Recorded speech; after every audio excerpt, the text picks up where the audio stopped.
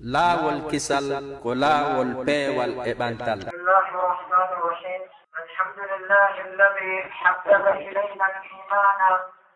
وزينه في قلوبنا وكره إلينا الكفر والفسوق والعصيان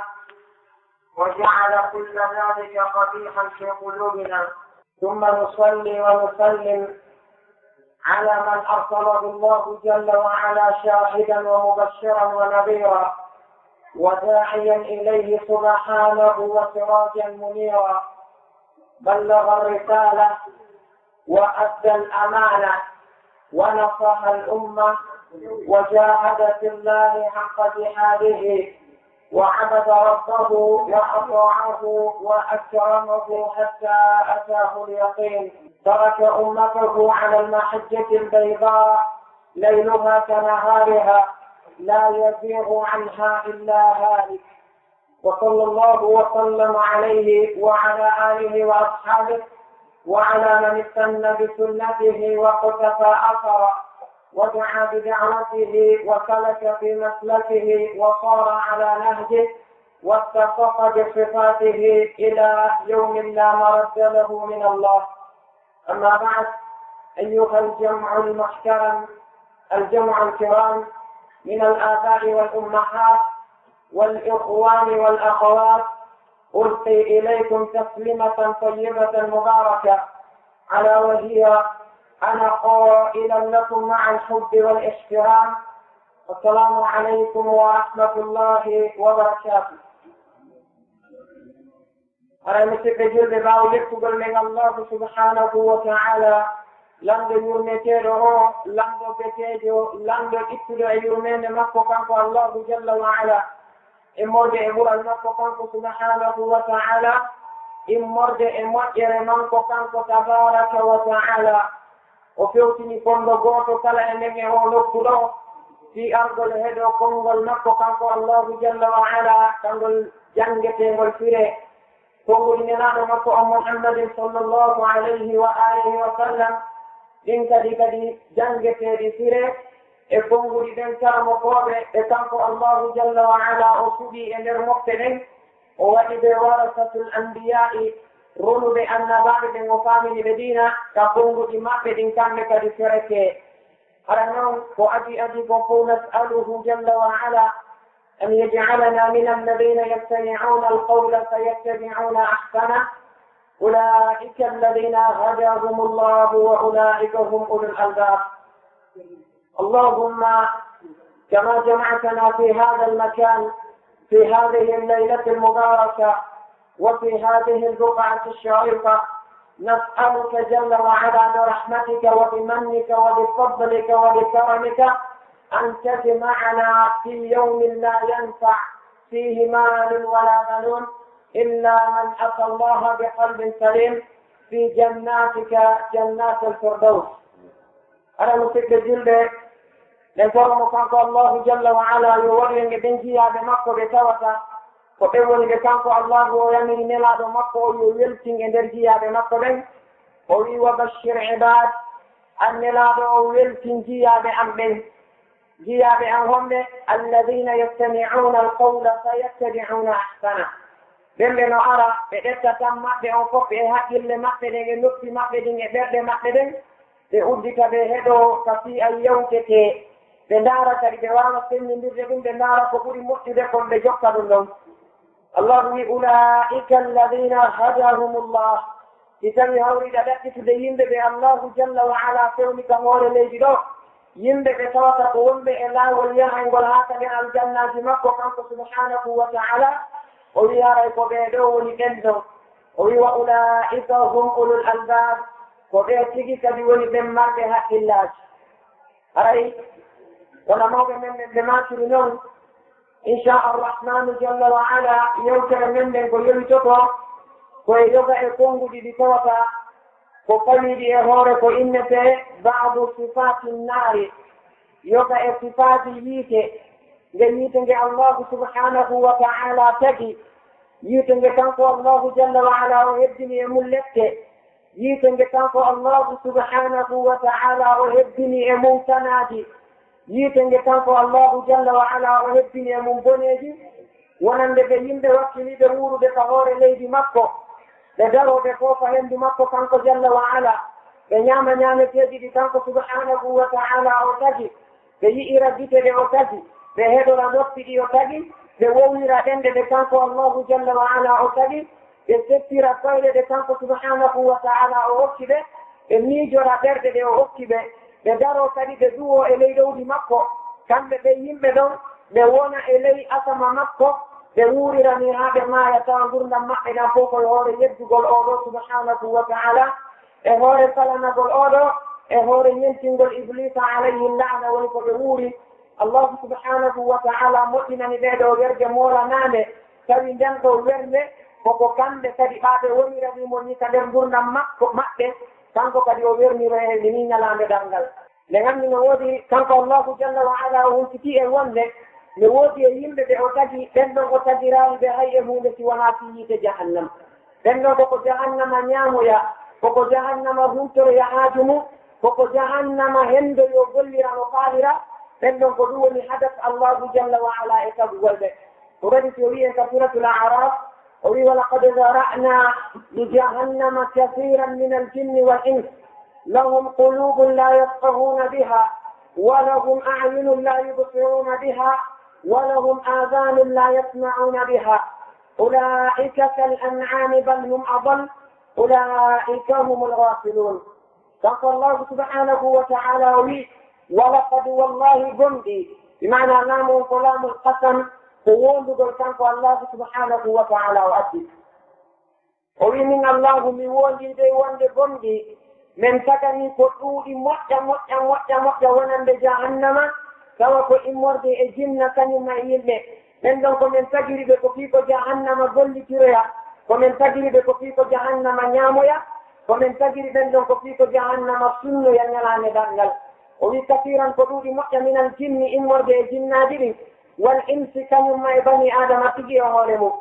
o wi ko ino ɓeeɗo lahum no woodannooɓe qulubun la yafqahuna biha min tagunoɓe min waɗani ɓe ɓerɗe tawi ɗen ɓerɗe komin hokkiriɓe ɗe koye ɓe waawi miijitoɓe ɗeɗo ɓerɗe maɓɓe ɓe waawa fenninirde ko boni e ko moƴƴi ɓe jokka laawol ame yahaygol ngol haa ka aljanna kono min hokki ɓe ɗeɗo ɓerɗe ɓe wondi e ɗeɗo ɓerɗe maɓɓe ɓe waawani haqqilirde ɗeɗo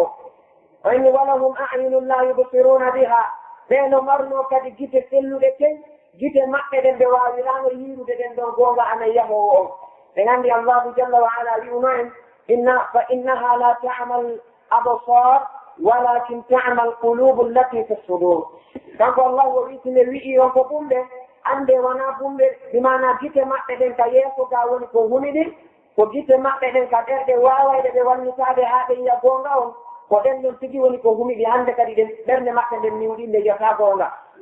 cheikh mouhammad ibnu salih al usaymin rahimahullahu jalla wa ala rahmatan wasi'a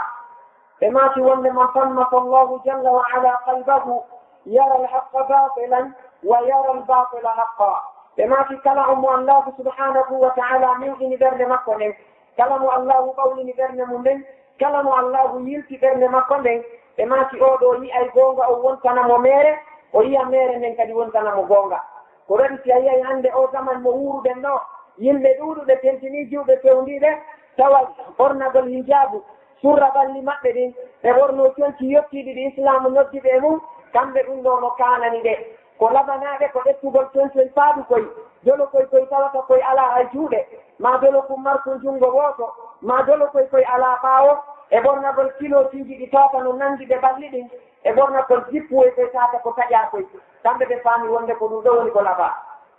sabanede ma ko allahu subhanahu wa ta'ala wayliti ɓerɗe maɓɓe ɗen o yiltide kon kay kamɓe ko ni ɓe yirata ko ɗoɗi si allahu wi lahum walahum a'yunun la yubsiruna biha ɓeeno marno gite selluɗe penka yeeso kono gite ɓerɗe maɓɓe ɗe wawatano ɓe hollude goonga yahowo on kanir aljanna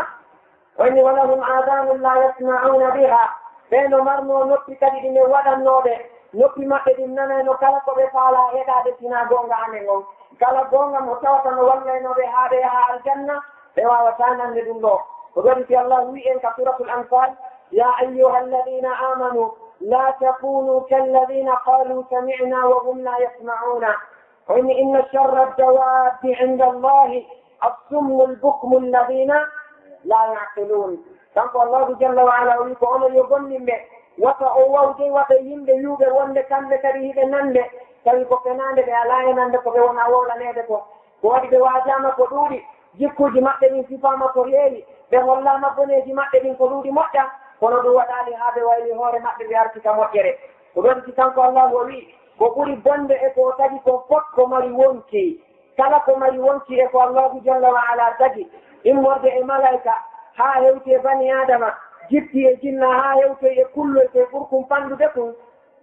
Allahu wi ko ɓuri bonde e ɗum ɗo fof ko ɓe yimɓe ɓe tawata ɓe nanata ko pawɗuɓe ɓe tawata ko mbogoɓe kamɓe ɓe ala haqqille si ɓe wowlanama ɓe wawata faamude ذلك الله إني ولهم آذان لا يسمعون بها بيدون مرنو نفسها مؤجدت ولو نفس مأبدي ولا كانوا بهذا قلقون عنه نفس مأبدي ولا كانوا بفهموا قلقون عنه وسوولاما نفس مأبدي بيتكانوا كانوا إيدوتان أرقل جودو هدو كفي أمن من الله ولته وأولئك كالأنعام بيدو تكتور بديدو تفادي كم الله ولي بيدو نوي ومم كيجي إنك يا بيدو وانجلوبا بين ويوتالي بين ويوانبيوا بين ويوانكي الله جل وعلا ويقل هم أضلوا تيجي هورين وكم بقول يديروا من مجد مسجد الأول وكم بقول وندي على حكيل يديروا من مجد تونا بقول بمرد حكيل ولي في إمام ابن القيم الجوزية رحمه الله جل وعلا ولي ذكر ما إن إعلام الموقعين عن رب العالمين إذا شرح أولو آية شرح لبعض كان الإمام ابن القيم بماشي ووليها الله سبحانه وتعالى وإباده هبقول ممتاجد فارد بحق الله ممتاجد نقول بتم بحق الله كما تقولنا إن الغوث كلام إنه عندي تتبع هوري أن يهور ما إذا جوجي ممتوي أتكتا يكون ممتوي ما دورا لا يكون جوكا لا والغلو دانغول نبا كوي حقوي نكوغو حيث كوي لينانجي كوي وكيلو كونغول كالينانجي دو كوي تجتا بوغونغول كوي نياما تكون عالمنا ko si tawi an tigi ari a eggini koye egga etta koye kadi artira kama naada e nder kula tawa ko wawata yaltude bimbi yaltina ko naɓa ka faalaɗa funɗo mummutew gandani joom makkum ko ha on to hitti funɗo mummutew famani joom makkum ko ha on to mari valeur e hoore makkum kanko mummutewnku kamɓe imam ibnul qayyim al jawsiya ɓe maki wonde noon yimɓe ɓe tawata ko yettuɓe ko heferaɓe ɓen ɓeɗo kamɓe ɓe wawani famande allahu subhanahu wa ta'ala ɓe wawani andude teddungal allahu jalla wa ala ɓe wawani andude ɓural oɗo sakko ɓe jonni kamo nde ɗo hunde ko kadi si ɓe maki wonde mummunteji ɗi no ɓuuri ɓeɗo yimɓe marɓe haqqille mana ɓe haqqille maɓɓe ɗo pikalay ɓe jogiɓe ko haqqille faalude ɓe jogi mummunteji ɗi no ɓuuri ɓe haqqillaji timmuɗi e oɗo aya kanko allahu subhanahu wa ta'ala o humpiti e wonne yimɓe goo no woodi e jinnaji goo ɓen ɗon ko o tagiiɓe wo ko fii ko jahannama ñaamoya ñalaande ɗanngal e aya goo kanko subhanahu wa ta'ala o wi'i en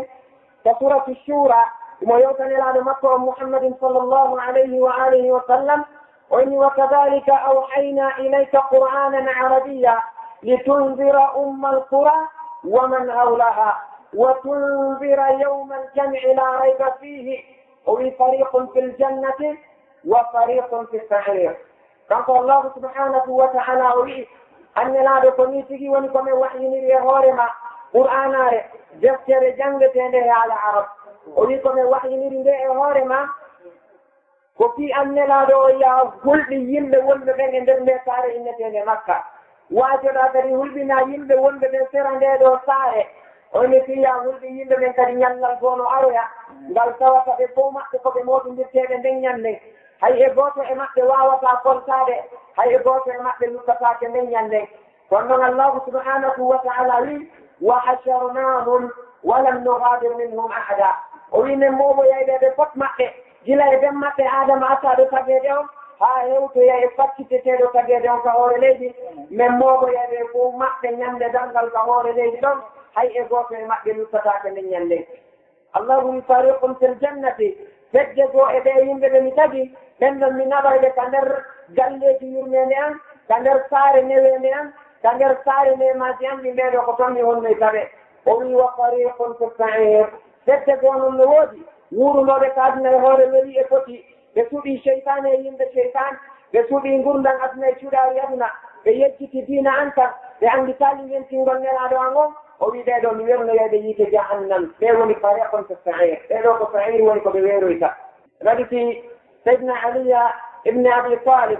رضي الله عنه بماتي الدار داران فدار نعيم إذا عملت بما يرضي الإله فإن خالفت فالنار كما سيدنا علي بماتي قال يمسك جل عنه يلا ندرل الله سبحانه وتعالى ولكم قدر لدي بمعنى قل ورد جديد ولكم الله جل وعلا ولكم بماتي ونه قال نيما جسدي أقول لك روتير أولي الله سبحانه وتعالى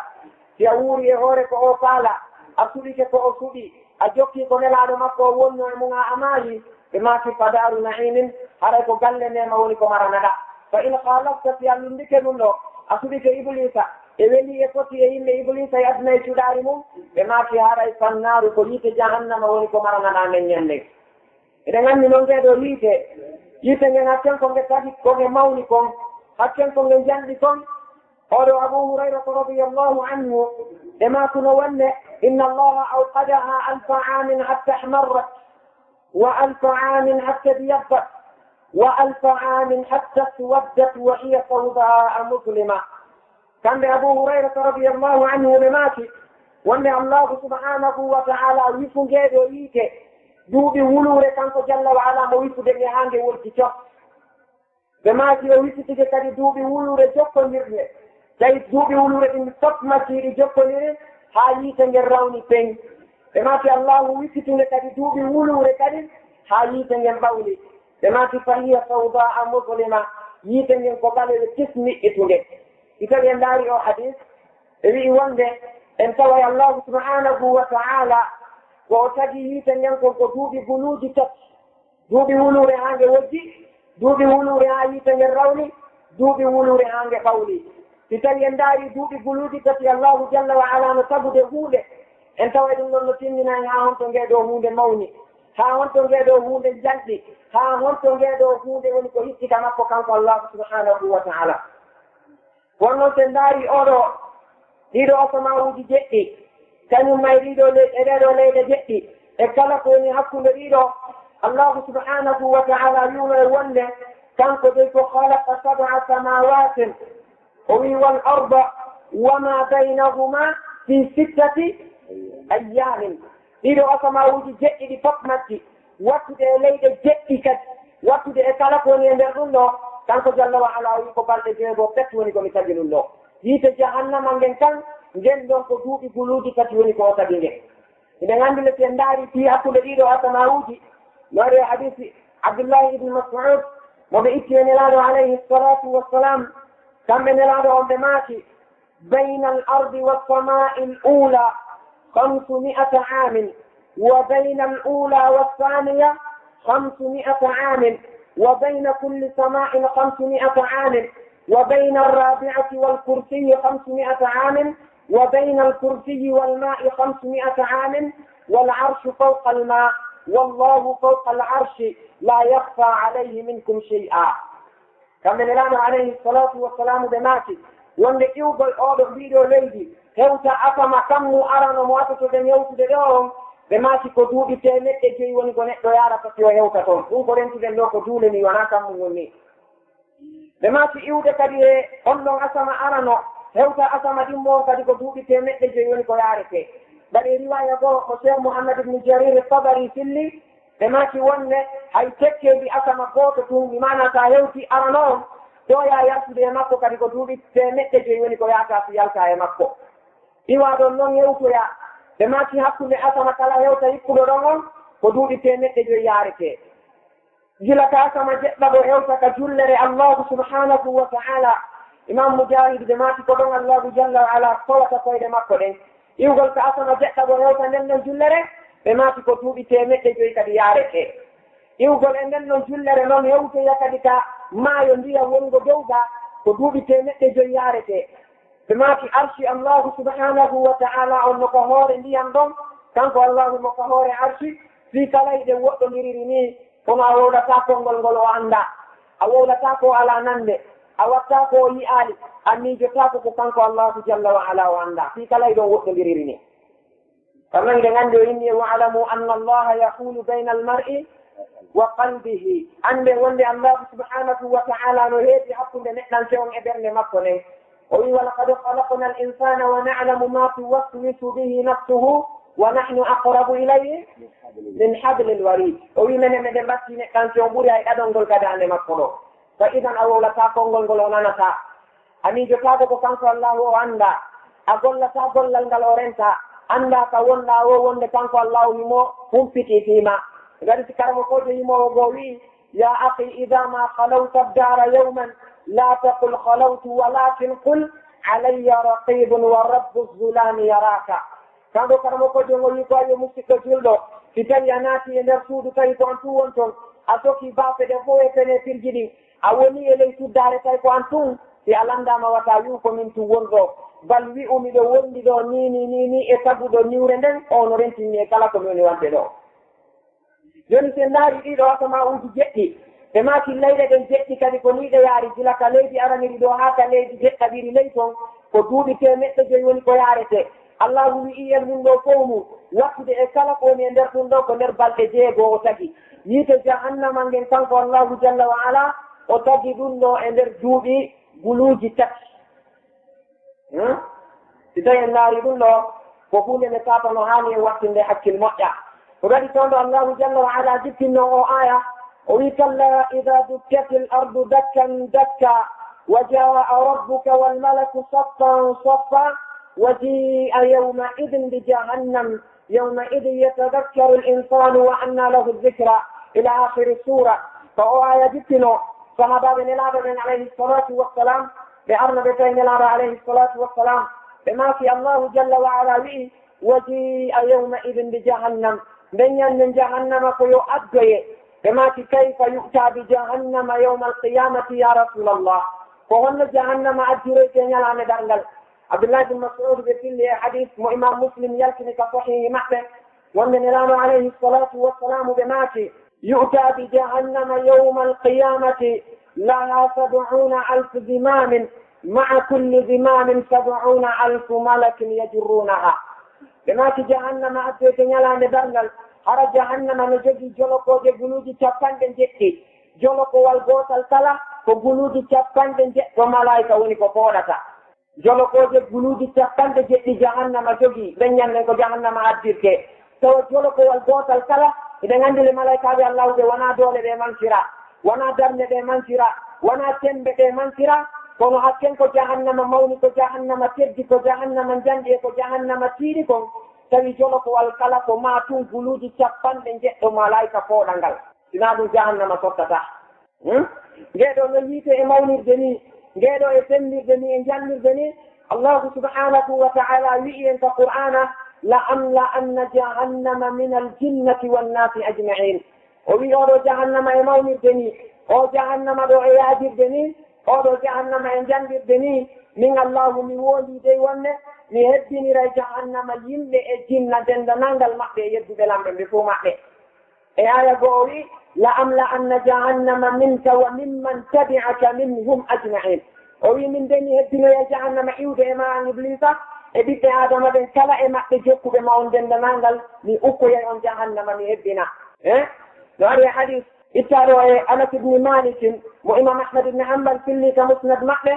wonde nelaɗo alayhi salatu wassalamu ɓe maati la tazalu jahannamu yawma alqiyamati ɓe maati wa hiya yulqa fiha wa taqulu hal min mazid hatta yada'a rabbu lizzati qadamahu fiha wa yanzawi ba'duha ila ba'din wa taqulu qat wa izzatika wa karamika ya rabbi kamɓe nelaɗo alayhi salatu wassalam ɓe maati jahannama sertoy tañalande darngal yimɓe no buge e jahannam yimɓe no haɗɗe yimɓe no joloke yimɓe no kolɓe buge e nder jahannama jinnaji no ukke e nder jahannama hay joni no landade wiya allahu abdu si tawi no hebbini ɓeyde e kadi si allah wi yawma naqulu li jahannama hal imtala'ati wa taqulu hal min mazid o wi ñande men daroyi men landi jahannam mi wiya ene jahannama tawti a heewi ene jahannama tawti joni place nanni e nder ma jahannama wiya ko ayo allahu si tawi no heddi yawinoɓe ma sino heddi salaninoɓe ma sino heddi jokkunoɓe iblisa hay joni miɗo mari place mi gaynaki ɓeɗo andi ko ɗum so yimɓe bonnino ga allahu wiyeno hasbuhum jahannam mi hawjana ɓeɗo yiite jahannama yonano yaylan ɓeɗo ñalande ɗargal ɓe maki jahannama sertatano buge e nder mum yimɓe e jinna e kala ko natata e nder mum jahannama no lando allahu halmin masih tawtino heddi hay joni ko ɓeydete mi ɓeyda ɓe maki hatta yadaa rabbu lizzati qadamahu fiha ha kanko allahu jalla wa ala o ɗetta koyngal makko ngal o waɗa e hoore jahannama on wa yanzawi baduha ila bad on tuma jahannama on nangodira hakkude magge kange tigi wa taqulu qat kange jahannama nge inna joni hawri ko ayo allahu joni hawri ko ayo allahu mi wondiri teddungal mangal e mangural mangal ɗo hawri joni yite jahannam وذلك ترى ينداري كصحيح البخاري كان الإمام البخاري بفل حديث مبيتي أبو هريرة رضي الله عنه إمام مسلم فل صفة مكة صحيح مكة مبيتي أبي سعيد الخدري رضي الله جل وعلا عنه وأن النبي عليه الصلاة والسلام بماتي احتجت النار والجنة فقالت النار في المتكبرون والجبارون وقالت الجنة في ضعفاء الناس ومساكنهم فقضى الله جل وعلا بينهما وقال للنار أنت عذابي أعذب بك من أشاء ثم قال للجنة أنت رحمتي أرحم بك من أشاء ولكل واحد ملؤها بما تولي الله سبحانه يتنجن كلمة الجنة يندقوا قندي دي يدفر نتين دي يوتا يتجهنم من جميع min dey ko naatoytaye ko kala ɓe yimɓe mawnintininoɓe e kabala ɓe yimɓe ɓe tata ko dundaranteɓe ɓe wownante gonga ɓe nanata ɓe wownante diina ɓe jaɓata ɓe wownante ko nafata ɓe ɓe ndaara pehe maɓɓe ɗen ɓe jokka yite nge wiisinge ɓeɗo woni ko wonnoyta ñalande ɗarngal te maki aljanna o kañum wii min ko yimɓe loynanoɓɓen hakkunde yimɓe ɓen yimɓe ɓe tata ko miskinɓe waasiɗuɓe ɓe hay goto wattanano hakkil tawi ko wuurnoɓe e hoore ñentingol nelaɗo alayhi salatu wassalam hiɓe ɗetti qur'ana ɓe waɗi yeeso maɓɓe qur'ana woni imaman lahum almami wonande ɓe aljanna o wi min kadi ko sifa ɓeɗo woni ko wonoyta e nder an ñalande ɗarngal ɓe maki allahu subhanahu wa ta'ala on tuma o ñaawi hakkunde majji kamɓe ɗiɗi o fewti yiite ngen o inni ko ayyo yiite an jeyi ko a lette an miɗo lettiyama kala mo mi faala lettude o fewti aljanna o wi an kadi ko a yurmene an miɗo yurminirama kala on neɗɗo mo mi suɓi mi yurmini o wi kono on ɗiɗon noon goto kala e mon mi tagay ko heewa e nder makko ha o heewa fes yiite ngen mi hebbinayi aljanna o mi hebbinayi sabu koɓɓe nde maati wonne aljanna o wona yimɓe iwayɓe ɓen gaasum hebbinta yimɓe iwayɓe ɓen gaasi ɓe yahi ɓe tawoyi rewɓe aljanna ɓe nder toon ɓe fof woni ka nder aljanna ɓe tawa aljanna on heewaani hay jooni koyo allahu subhanahu wa ta'ala tago e hoɓɓe goo ko hebbinira aljanna on hara yiite jahannama kañum no heewi tew yimɓe iwɓe aduna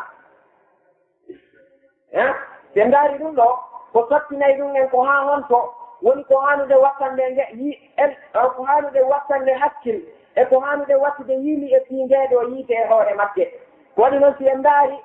kanko allahu subhanahu wa ta'ala nelaaɗo alayhi salatu wassalamu ɓe maaki ñalaande darngal allahu jalla wa ala nodday adama alayhi salatu wassalam o wiya ko ayo adama joni haray mi fotino wonde yiite ngen heeway haray adama joni yaw ndaranala e ɓiɓɓe maɓe ko hombo e hombo e hombo woni ko yaata yiite jahannam baba adam alayhi salatu wassalamu ɓe maaka ene allahu e nder ko yimɓe ngelo woni komi ƴettata yahata nder yiite jahannam kanko allahu jalla wa ala o wiya ndaaroy kala yimɓe wuluure gooto fetti yaha aljanna yimɓe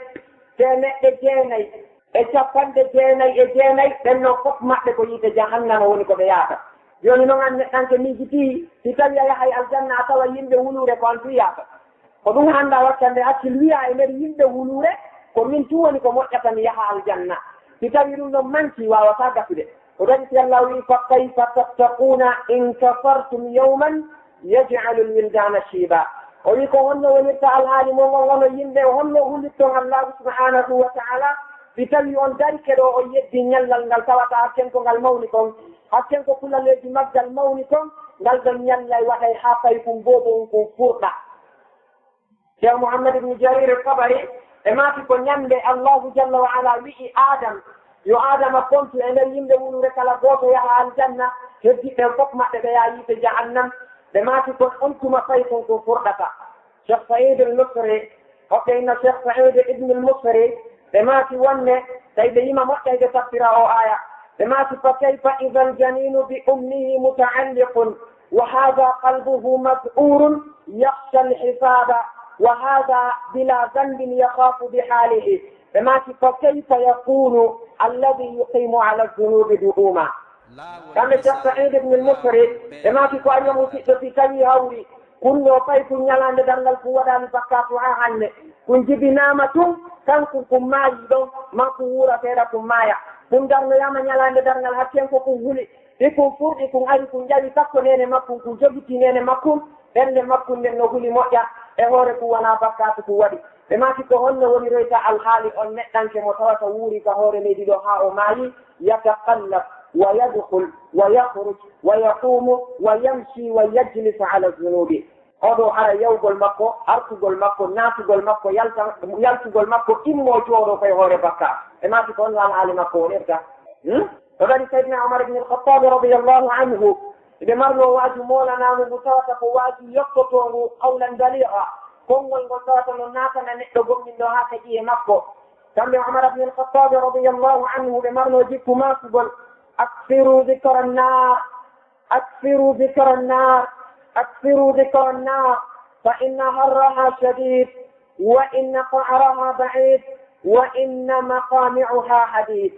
كم سيدنا عمر ما كان يقول يمسن العدو تيديني أني تقول سنجيدو ليته تقلني ميجي تقول سنجيدو جهنم فما تقلني أني تقول سنجيدو ليته فما تأندي وند لكره gulendi ɗeɗo yiite ko gulendi mawnude ko gulendi ndi tawata ko gulendi sokkundi moƴƴa kadi so allahu wi qul naru jahannama ashaddu harran law kanu yalamun ko yimɓe daroto ɓe yiya nangue no wuli ɓe wiya nangue ngen no wuli ɓe yiya yiite ngen ka aduna ga no wuli ɓe tawa ɗum ɗo no wuli allahu jalla wa ala wi'u ɓe wowlana ɓeɗo wonde ndeɗo yiite jahannama ko kanƴe ɓuuri sokkude si tawi ɓe anduno fi magge wonno ñande goo saydna Umar bin al-Khattab radiyallahu anhu waɗi kamɓe sahabaɓe ɓe jogitino jikku labaɗo mo tawata enen hannde en hawti en majjama hari ɓe marno jikku si tawi ɓe potti ɗiɗo tato ɓe makayno ta'alaw nazdadu imana are ɗo ɓeydeɗen gomɗal are ɗo tonen imanuji men nin maɗum ɓe inna ta'alaw nabki wa illam nabki fanatabakaw are wullen si tawi hawri e wawata wullude fooɗen wullugol ngol tigi e hoore mum kamɓe seydna Umar ɓe wonduno e sahabajo maɓɓe molanaɗo no inne Ka'ab yande ko ɓe ari ha ɓe pewndi sappo ɓe sahabaɓe ɓe naati ya Ka'ab khawifna ɓe naati ko ayo Ka'ab accu hulɓina en anditen fi allahu subhanahu wa ta'ala kamɓe Ka'ab ɓe naati ya amira almuminin wallahi law atayta yawma alqiyamati بعمل 70 من الأنبياء بما لحقرت عملك من ذلك اليوم بما تقول هوري جوغم نيوندري الله سبحانه وتعالى تتوي نيلاند دلال عمر علي توي golle maɗen hatten ko ɓe tiiɗi hatten ko wakkiliɗa gollugol ko moƴƴi tawi golle maɗen no keppodiri e golle cappande jeɗɗo annabaɓe allah subhanahu wa ta'ala hara an tun golle maɗen no fotowa golle cappande jeɗɗo ɓeɗo annabaɓe kamɓe kaaɓuɓe maaki wallahi sabu ko yiyata ñallal ngal ko mawni kon sabu ko yiyata lette muusude nden ñanden kon a yawi toto ɗeɗo golle ma wiya hay e hunde a waɗani karmo koɓe ɓe maaki fa baka amirul muminina buka'an shadida kamɓe seydna Umar ɓe wulli wullaɗi tiiɗundu on tuma ɓe maaki zidna ya Ka'ab ɓe maaki ko ayo Ka'abu ɓeydan en kadi on tuma kamɓe Ka'ab ɓe maaki ya amiral muminin wallahi law futiha min jahannam wa jahannamu min almashriqi mulkhay thawrin والرجل من المشرق من المغرب بماك والله لتسيل دماغه من حرها حتى تسيل كما سيدنا عمر أنه كعب بماكي وانك أيه هوري جغمين بتوي جهنم درنيراما حد كنانجا جهنم أدتاما يرو قدن بكني نحن تقوتو دتاما درنيرو ياما تهيرنانجا تو كنانجا موتيتا تو بماكي والله سبو لكري يقولين لكو يلتتا يكون قدن دون wawa tawede mo kanko neɗɗon ka woni ɗon ɗum ɗon sayina mo gandi min angandi makko ndin ila kamɓe seydna Umar ɓe wulli wullandi sattundi kadi ɓe maki fa zidna ya Ka'ab Ka'ab ɓeydan en kadi كم كعب ماتي والله يا أمير المؤمنين إن جهنم لتضطر يوم القيامة ظفرا لماتي لا يبقى ملك مقرب ولا نبي مرسل إلا جثى على ركبتيه فيقول اللهم نفسي نفسي اللهم لا أسألك إلا نفسي لماتي كوي عمر ñalande dargal si aroyama nden ñande hakken ko satti ko hulɓini kon jahannama fettay fettande mawnude jahannama sonka sonko molanago ɓe maki heddota ko malaikajo hay e goto mo allahu ɓattiri heddota ko annabajo hay e goto mo ɗawni martaba mum ha o neli o sinade fo maɓɓe ɓe jikketo e hoore koppi maɓɓe ɗin ɓe wiya nafsi nafsi allahumma la as'aluka illa nafsi wonki ankin hande wonki ankin ko fiikimi anani allahu mi torakima hande ya dandu sina wonki ankin radi si maki fa inna harraha shadid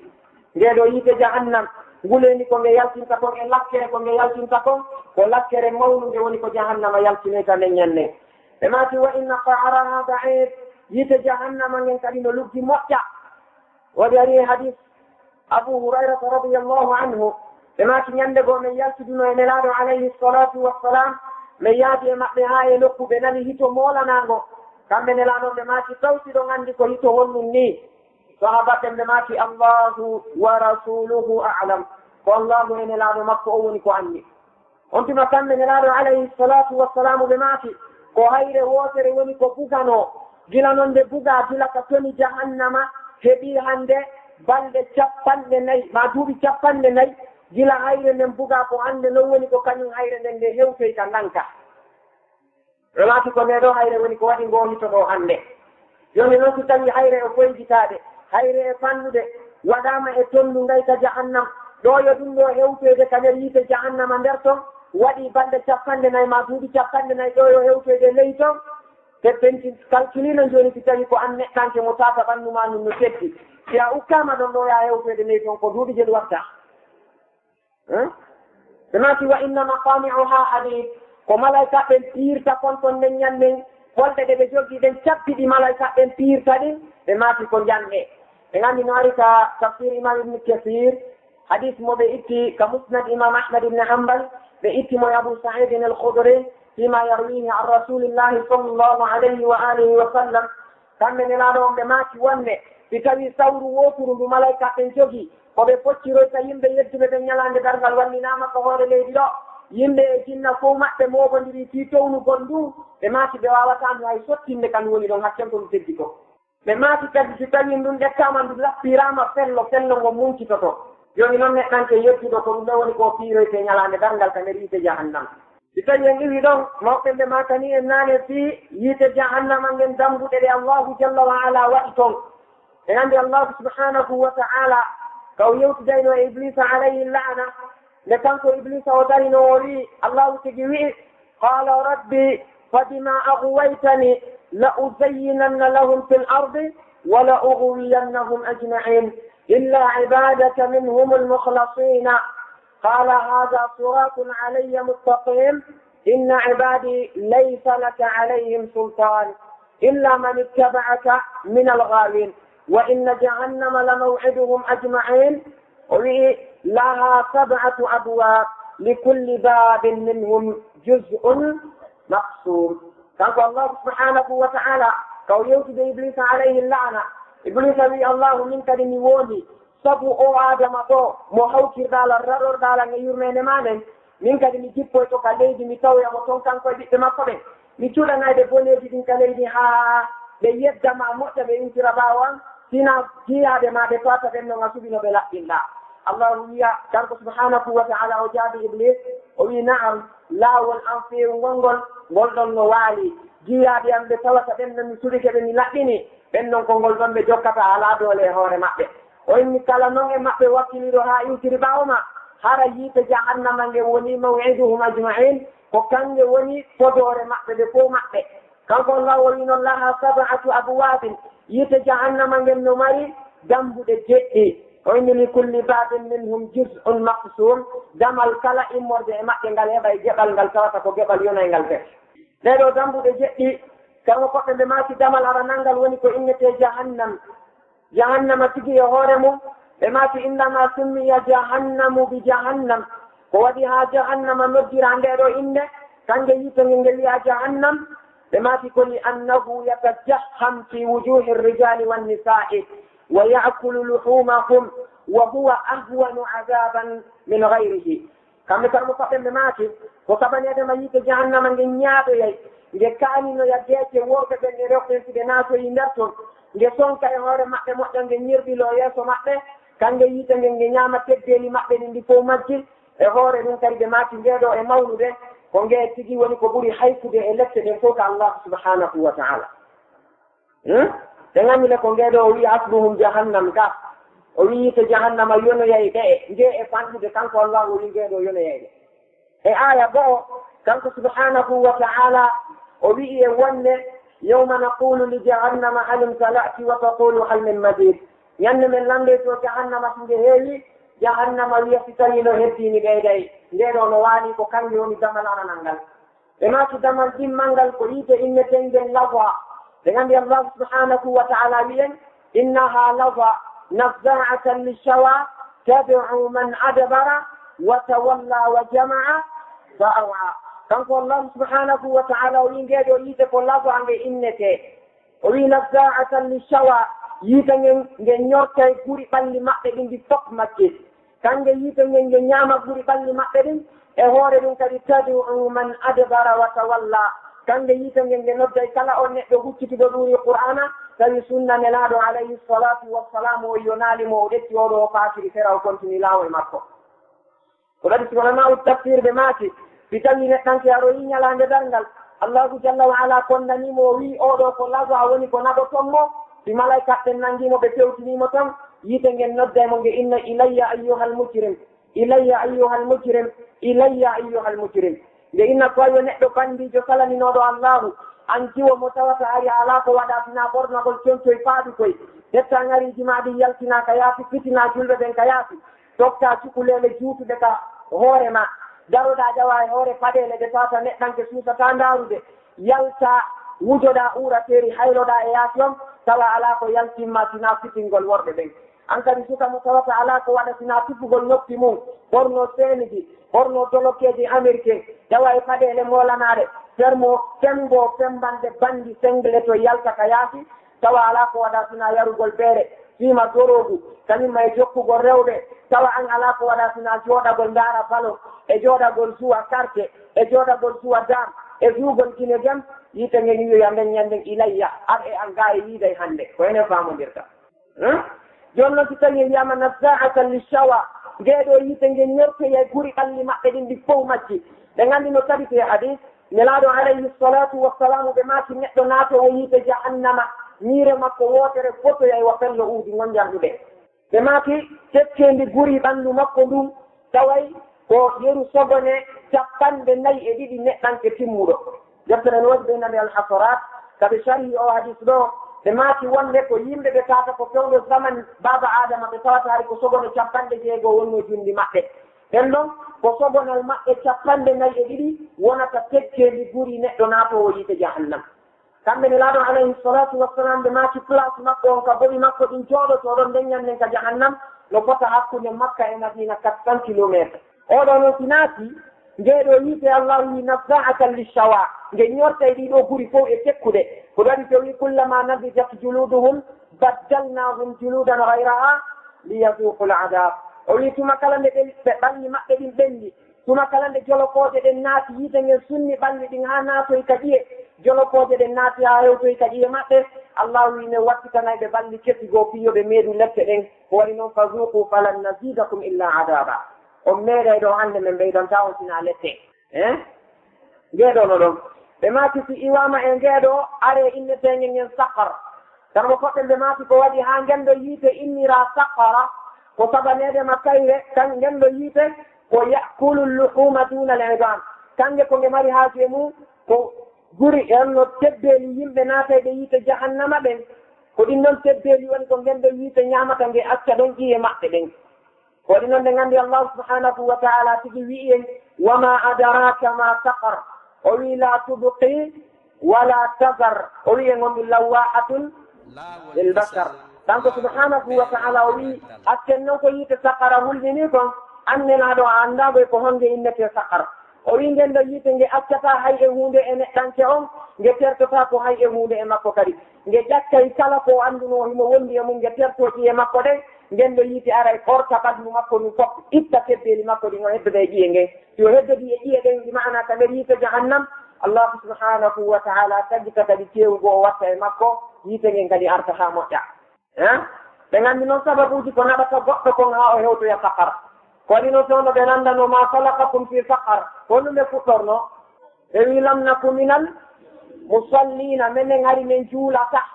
minen hari si tawi salli noddini ne yaata minen hari si wagu to hewti min juulata haaju amen alano e ko innete julde ɓe inna wonde minen ɓe lam naku minal musallin wa lam naku nutimul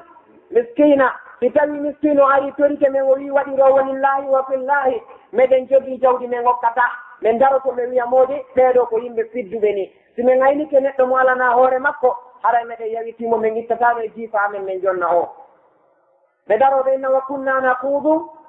maa alqa'idina minen hari jumpayɓe ɓe naatiraynoɓe yahaynoɓe cinéma ko menen yahaynoɓe buwatti ko menen yahaynoɓe maki ko menen yahaynoɓe cuuɗi ka prostitution waɗayno ko menen yahaynoɓe pale ko menen yahaynoɓe plage ko menen kala ka allahu subhanahu wa taala yeddete ari ko gollawol men jokkuno ɓe ɗaroɓe wiya honno wa kunna nukazibu bi yawmi ddini hatta atanal yaqin ɓe wiya menen hari menen min fennayno ñalande ɗanngal kala ko wiyanono toon min dawto min na eni a yeehi toon taw siɓa inna min goɗɗum no toon ka yi yewɗo arti ha mayde min ari hewtumen ko ni ne wuurirno ɓe maati ngeeɗo woni kamɓe ngen no inne sakar ɓe maati nayaɓe ngen no inne hutama ɓe maati ko waɗi ha ngeeɗo kadi innira hutama ko li annaha tantimu idami ahli nnar ngeeɗo yiite ko ngen muncoyayge ƴiye yimɓe yiite ɗen andi ngeeɗa kañum si ari ko guri ngi ƴettata naɓa ngenge yiwɗe nane laba on tuma so ngen ɗon lanni haaju mum sakara kañum ɗetta tebbeeli ɗin ñaama accita ɗon ƴiye ɗen hutama noon si ari kañum ko ƴiye ɗen woni arde munca haalanna sunna neɗɗo on naata haa ka nder ɓernde makko kadi wannoon allahu wi kalla la yumbaganna fi lhutama o wi wama adraka ma lhutama naru llahi almuqada allati tattaliu ala al afida innaha alayhim mu'sada fi amadin mumaddada o wi annelaaɗo anndi dey wonde yimɓe ɓe tata salanike men min ɓenno min bugoytoɓe yiite innetenge hutama kanko jalla wa ala o wi kono annelaaɗo annda ko innete hutama naru llahi almuqada o wi ko yiite allahu subhanahu wa taala hukkange hakkirde huɓɓugol ngen ɗo yiite nge daroto nge munce ƴiye maɓɓe ɗen haalanna kange yiite nge nge naata ha ka ɗerɗe maɓɓe nge sunna ɗerɗe maɓɓe ɗen kadi kanko allahu o wi ngelle alayhim mu'sada ko yiite nge tata ko hippange e hoore maɓɓe ko yiite sokkange nge tawata wujjitata ɓe maati si iwi hutama ara yiite hikkunge ɗon ngen no inne jahim ɓe maati wonde ko waɗi ha ngeeɗo inna jahim ko sabaneede ma yimɓe jogii pette moolanaɗe pette njalluɗe pette ɗe wiiteeɗi ɗi fof ko ngeeɗo yiite ɓuri marde pette ko ngeen allahu wino innaha tarmi bi shararin kal kasri ka annahu jimalatun sufre o wi ngee yiite ñamde darngal nge bugoyto pette tawa pettere wootere si a yii a tawa no fota wa état wi ka aduna ɗo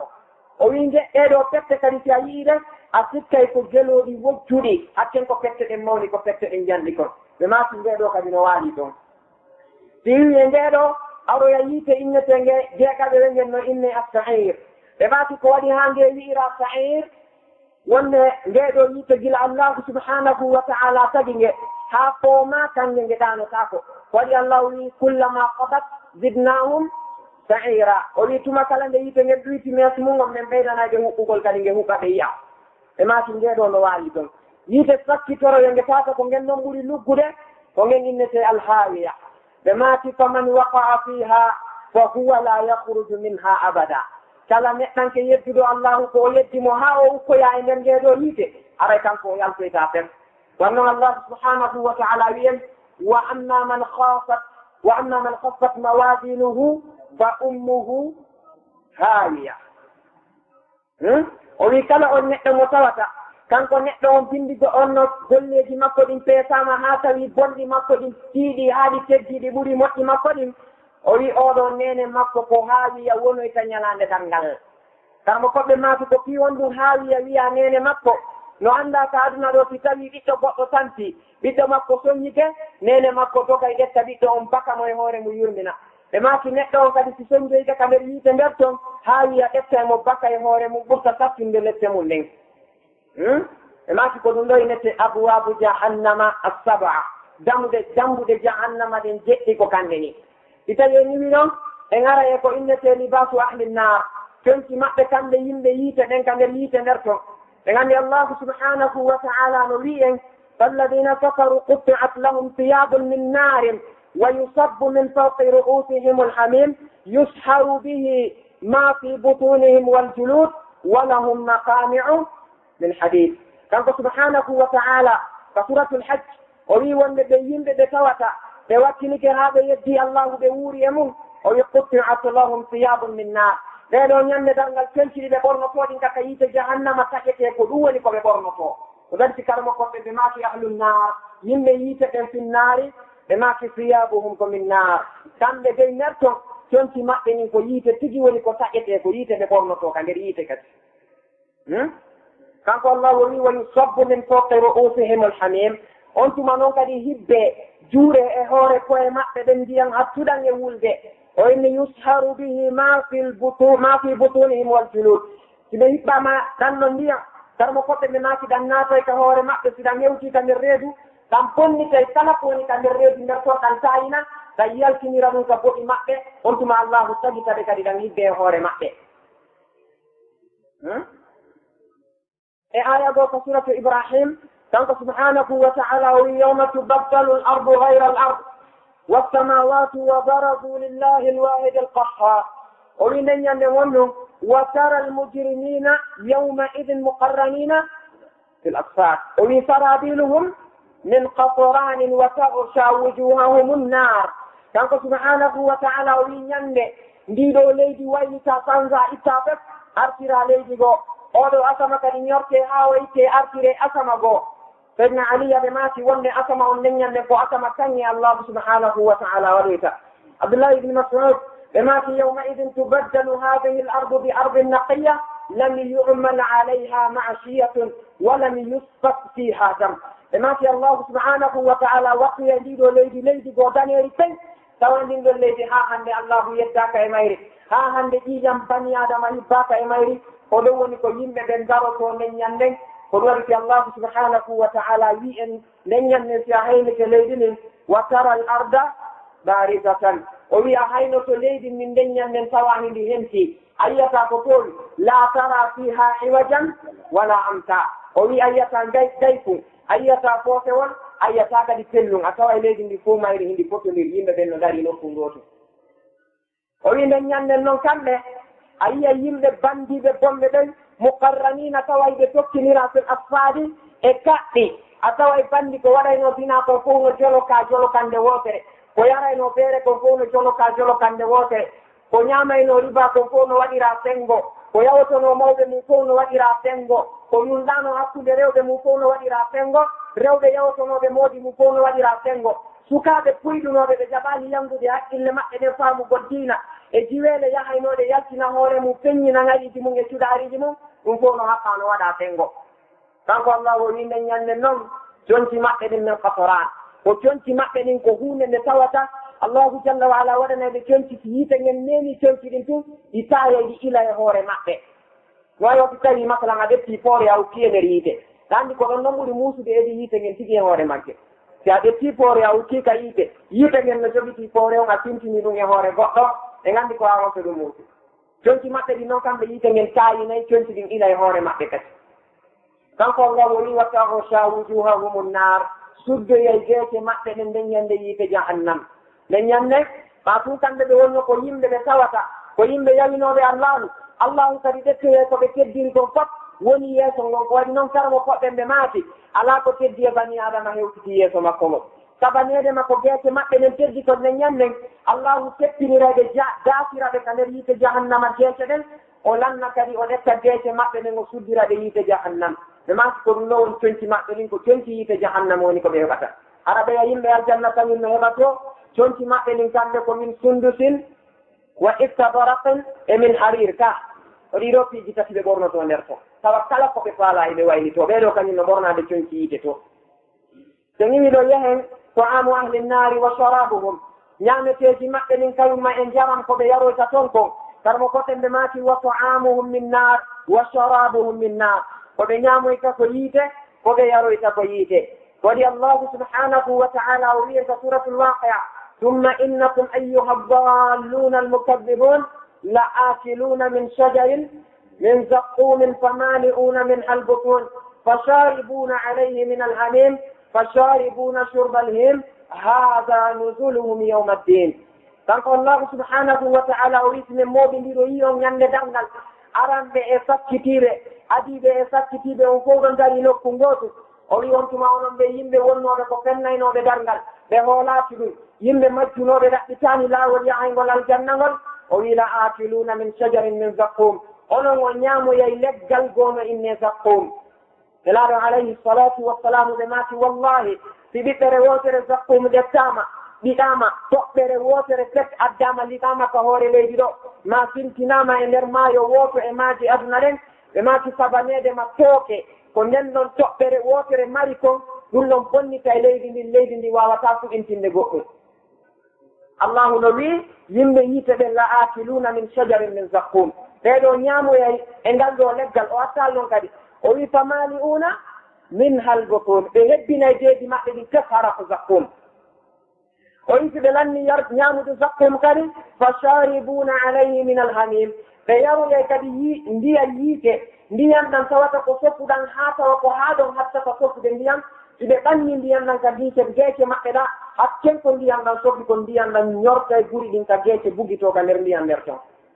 ɓe yara kadi ɗan ɗo ndiyam allah wi hada nuzuluhum yawma ddin ko ɗum ɗo woni werde maɓɓe ñande ɗanngal ɓe maana an neɗɗanke si tawiɗa faala a wi an koye dina wurata a wi ko yarugol feere ko fimugol jorogu ko fimugol cigarette juugol dine gem yaha amugol heɗo musique ko ɗum ɗo woni ko wurata e mum allah wi hada nuzuluka yawma ddin ko ɗum woni werde ma ñalande ɗanngal ɓeni ko an anndi ko suɓoto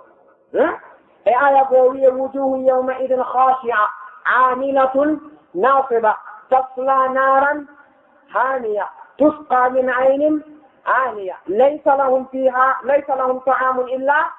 min dari'in kanko subhanahu wa ta'ala o wi geece goo ñalande darngal atay ko geece jaasude geece yeltude uggini hakken ko ɗe herti allahu ko nde wawata ɓantade o wi ɗeɗo geece noon ko geece gollunoɗe golle sattude ga ɓe naatuye kadi yite ɓurge sattude ñalande darngal waɗi tuma yiiɗa ñamakalaji no ugginani jimbeeru leer tati a yiide ko golle seeɗa noon tawa hoto o fokki yite jahannam ka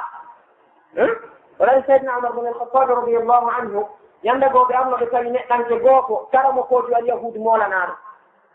himo rewa allahu mo wulla himo jannga defte maɓɓe ɗen himo wakkili mo rewa seydna omar rewi sakko makko ɓe wulli wullandi fattude ɓe landa ko fi on ɗum ɓe maati amilatun nasiba tasla naran haniya ono gollude ɗo golle fattude tawa ko o naatoyowo kadi yiite hattunge e wulde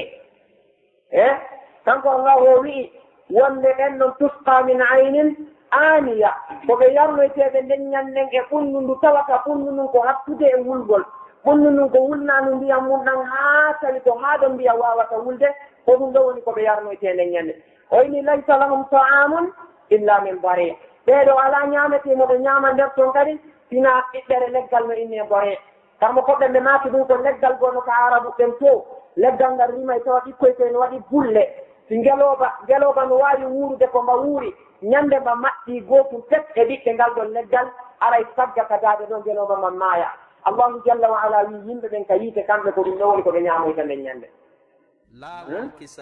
e aya goo kanko subhanahu wa taala wi inna a'tadna lilzalimina nara ahata bihim suradiquha wa in yastagisu yughasu bima'in kalmuhli yashwi alwujuh bi'sa alsharabu wa sa'at murtafaqa ka suratul kahfi kanko subhanahu wa ta'ala o wi'i menen nde min maraniɓe yimɓe toñuɓe yiite jahannam yiite ngen noon e hoore magge kadi maadiji magge o fof ara gunditaɓe nder toon ɓe wawata yaltude o wi wa in yastagisu si ɓe landike faabo ɓe tampi ɓe soñjike ɓe nodda allahu subhanahu wa ta'ala ɓe wiya ɓalli maɓɓe ɗin ɓendi tebbeeli maɓɓe ɗi lanni jolokooje ɗen naati e maɓɓe yiite ngen tampiniiɓe malaykaɓe fiɗiiɓe bolle ɗen ƴakkiiɓe yaareeje ɗen lanniiɓe balli ɗi ɓe ɗon ɗaama allahu wi yugaatu bima in kalmuhli ɓe faabore ndiyam ɗan tawata hakken ko ɗan wuli ko noye wa silati honcinaama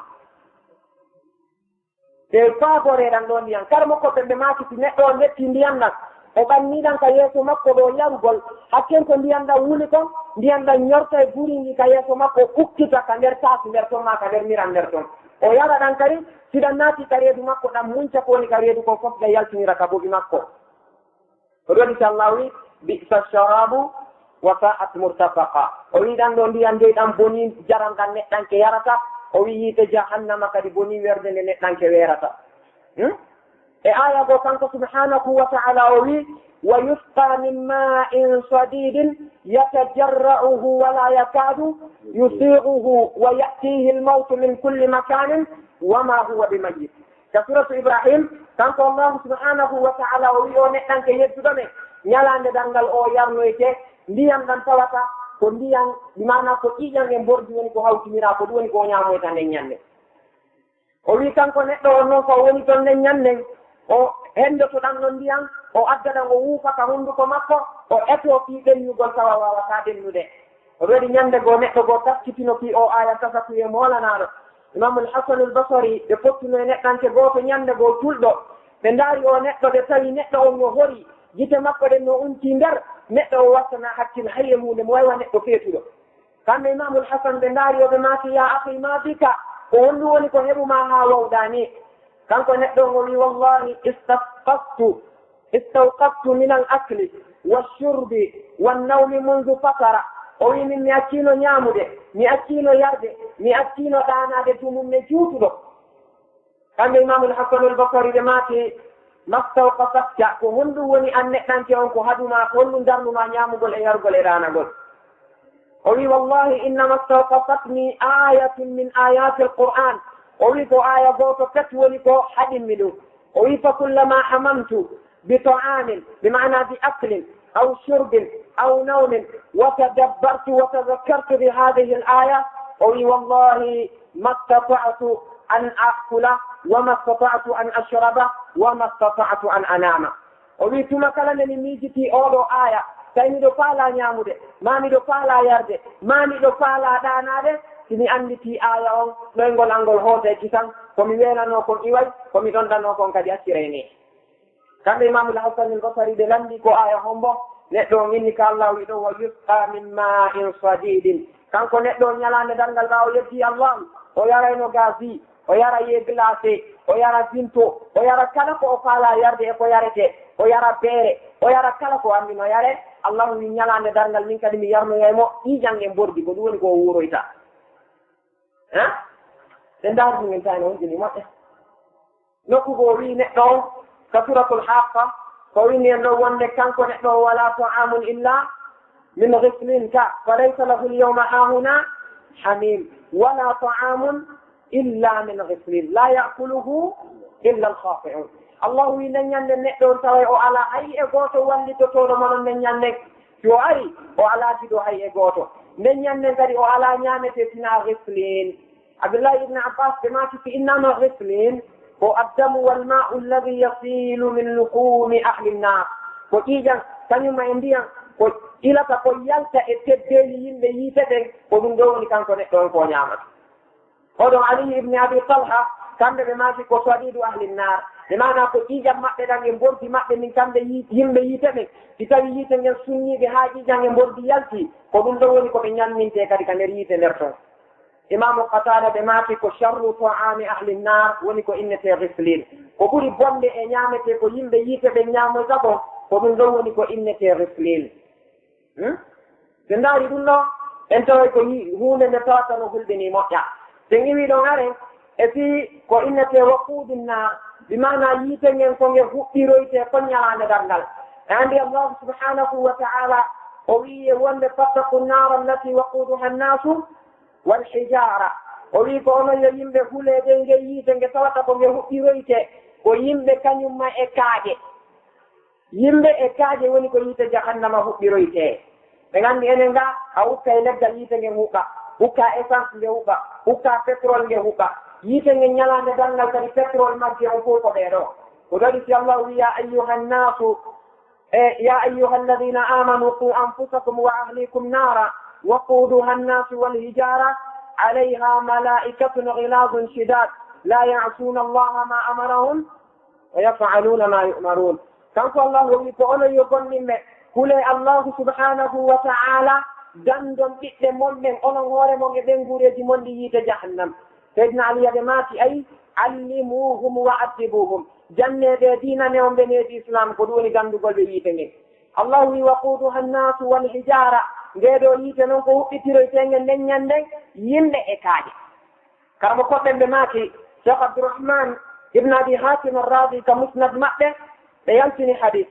وندن ينه أودو آية الله سبحانه وتعالى ست النوم نلعب عليه الصلاة والسلام بعد جنجيمو موضو قوتو نجودي نو إصاها بعد مأبن موضو نمي نلعب قل يا رسول الله أحجارة الدنيا كحجارة النار أنا هرج كاجة الله سبحانه وتعالى أكوي كدن كمريت جهنم هرجن نون كاجة إذا كاجة كأدنى ذاكوكو قوتو كمن الله عليه الصلاة والسلام لماكي والذي نفسي بيده لماكي لصخرة من صخر جهنم أعظم من جبال الدنيا كلها لماكي نومري الله سبحانه وتعالى نفتر ووتر كتبو بيتين كمريت جهنم يلان درنال nden ɗon tunsi tawi pelle aduna ɗen fof hawtinirama ata e nder noon fetere no ɓuri pelle aduna ɗen jandude on tuma mawɗo o faɗɗa ka woni ɗon ha o faɗɗama kamɓe ne laaɗo ɓe seeni ɓe detti sooke o maɓɓe gonɓe neewi ɓernde makko nden tawi ɓernde nden ay joni no heƴade on tuma kamɓe ne laaɗo ɓe maati qul la ilaha illa llah wiw la ilaha illa llah ha ɓe maati ɗum tan ko neɗɗo o wi la ilaha illa llah o maayi ɗon fil haal فبشره النبي صلى الله عليه وآله وسلم بالجنة كم من الآن من ماشي أودو كنتو الجنة أنتم صحابة مداري بإني من بيننا يا رسول الله حقني أمن من دو كان فتن الجنة يلعبون بماشي لأن الله جل وعلا يقول وإن ذلك لمن خاف مقامي وخاف وعيد إن دو كونا نكلا ونحن متوسط وهني دارو يقول يسوع أن يلعن دنجل هم هني كدكم باتي أن قومي وننتظر له آية بوكانكو سبحانه وتعالى إنكم وما تعبدون من دون الله حصب جهنم أنتم لها واردون أولي أنو ندم دون دور ريودي كو كلا موون دور ريودي سبي كو ويلتور دوال دور ريودي مونغال دون الملائكة والأنبياء وأولياء الله جل وعلا ملائكة تنتواكا النبأ تنتواكا كان يوم يولي بالله تنتواكا كوري ديدو كو هداري ويدي kala neɗɗo mo dettuɗo rewɗo ma kala sanamurum dettuɗo rewɗo ma kala hayre fettande nde rewɗo ma kala be ko rewɗo siko ɓengu ma rewɗa siko moodi ma rewɗa allah wi on fof mum hasabu jahannama ko huɓɓitireteɗo yiite jahannam o wi antum on fof mon kadi laha wonande yiite nge waari duna ko on naatoyeɓe nder ton hay gooto mo yaldata woni probléme molanaɗo ko ɗum waɗi si tawi yiite jahannama ngen ko huɓɓiroyte ko bani adama e jinna e kala ko rewete ko wona allahu subhanahu wa ta'ala tama weltoride walngal so ñewi ɗon ka poɗɗere sakkitorni nde tawata jonde men ne juuti woni ko yoliti e fii ko innete ko allahu subhanahu wa ta'ala marani yimɓe yiite ɓen immorde e ko innete al aglal walsalasir walmaqami kanko subhanahu wa ta'ala mo marani ɓe toon jolokoje kañumma e kolomboje kañumma e honno innete cabbiɗi ɓe piirte ka nder yiite jahannam بمعنى مرتوجة لبيروي كنرية جهنم ولنون لنبي الله سبحانه وتعالى ويه وأما من أوتي كتابه بشماله فيقول يا ليتني لم أوت كتابي ولم أدر ما حسابي يا ليتها كانت القاضية ما أغنى عني مالية هلك عني سلطانية الله يأخذوه فغلوه ثم الجحيم صلوه ثم في سلسلة زرعها 70 ذراعا فاسلكوه تنقل سبحانه وتعالى وي كلا أن نحن يند دنگل أمال كسامة ويدي الله كادنا دوها وجني رياما إري قولي جمكو إنك سنغو نانو وي أن نحن درويتو نيند وينا يا ليتني لم أوت كتابي هانا نيلو لنغالا من داكي بلتن عنو عندي بني دن قولي sina ɗum goɗɗo gollata ha ñalande hekkata joddi ma ndi wiyami faalaka joddi ya laytani lam uta kitabiya walam adri ma hisabiya ara ni amna ko honno mi asbira ya laytaha kanat alqadiya o innamodi hani ɗam ɗo gurdal lamna joni hara gurdal ala fes ma yen yo fof yahen kadi wonto nen en mayde nde wonnoɗen nden